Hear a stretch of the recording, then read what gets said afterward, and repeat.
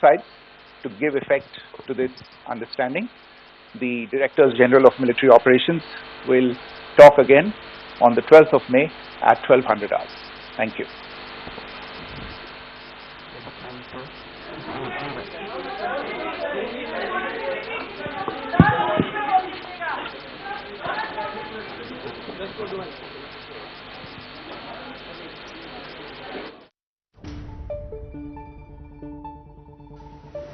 पाकच्या विनंतीनंतर भारत पाकिस्तानमध्ये शस्त्रसंधी आणि भारतीय सरकारच्या सूत्रांनी शस्त्रसंधीची पुष्टी केलेली आहे.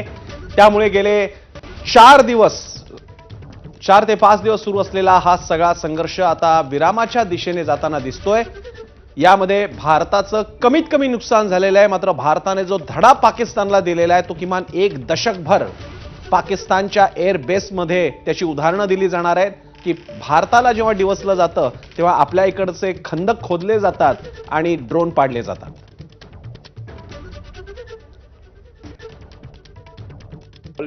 The Director General of Military Operations of India at 15:35 hours earlier this afternoon.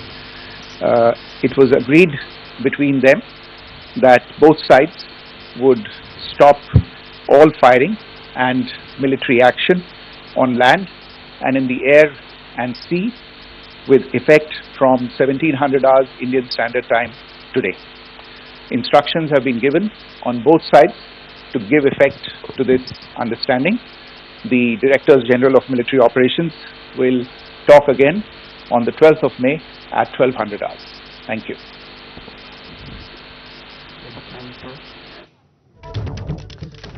12 मे रोजी दोन्ही देशांच्या डीजीएमओ म्हणजे director general of military operations मध्ये पुन्हा चर्चा होणार आहे. आज 5 वाजल्यापासून भारत पाकिस्तानमध्ये शस्त्रसंधी झालेली आहे.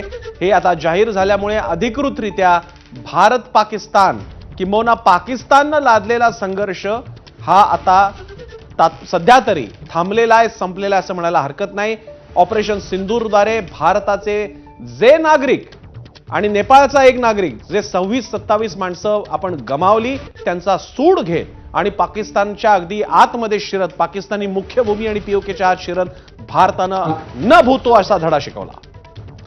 पुन्हा एकदा जाऊया सुमेश कोलकेकडे. सुमेश आपले प्रतिनिधी दिल्लीहून आपल्या